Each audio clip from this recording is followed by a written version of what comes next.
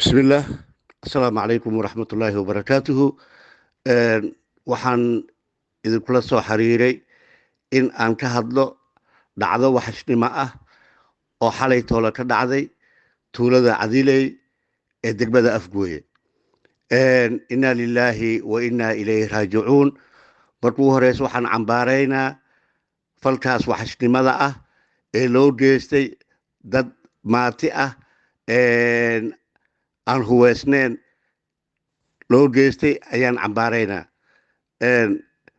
Runtii wuxuu ahaa falkii xalay toole dhacay fal argagax iyo anfariir leh.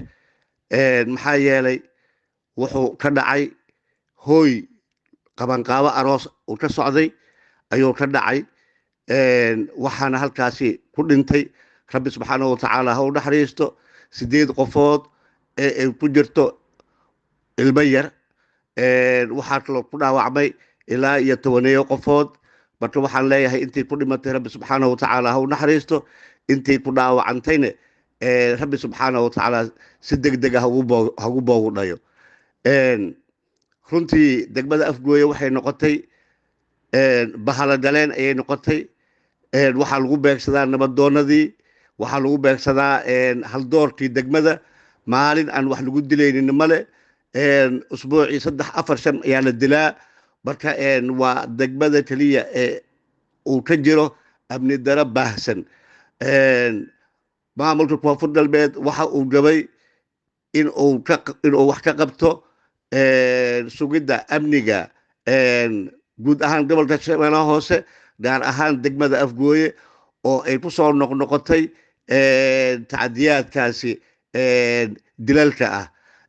Dowladda federaalka Soomaaliyeed waxaan ugu baaqaynaa wasiirka amniga ee dowladda federaalka Soomaaliyeed iyo taliyaha ciidanka booliiska. Waxaan ugu baaqaynaa in si degdeg ah degmada Afgooye amnigeeda wax loogu qabto. maxaa yeelay maamulka koonfur galbeed waa uu ku fashilmay in uu amniga guud ee gobolka Shabeellaha Hoose uu wax ka qabto, gaar ahaan degmada Afgooye.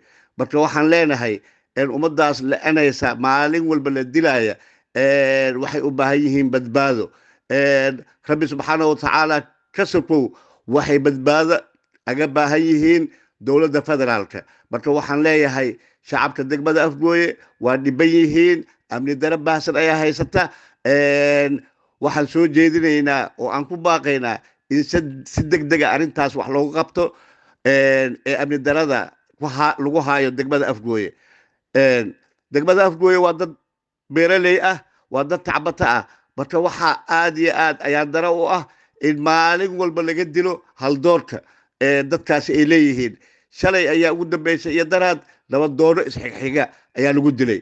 marka waxaan aad aga xunnahay dad abriyaa ah oo masaakiin ah oo farxad aroos lahaa in farxadoodii arooska oohin loogu bedelo. waa arrin yacni aad iyo aad murugo u leh.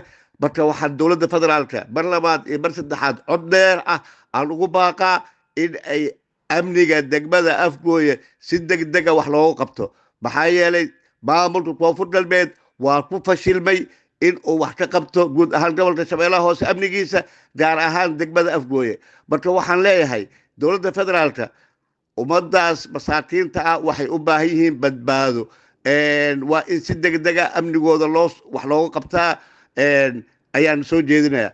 marka mar labaad iyo mar saddexaad waan cambaaraynaa falkaasi waxashnimada ah ee xalay toole ka dhacay tuulada Cadiley oo 8 kilomitir u jirta degmada Afgooye, laguna xasuuqay dad abriyaa ah oo qabanqaabo aroos qabay, arooskoodiina loogu bedelay oohin iyo dhimasho.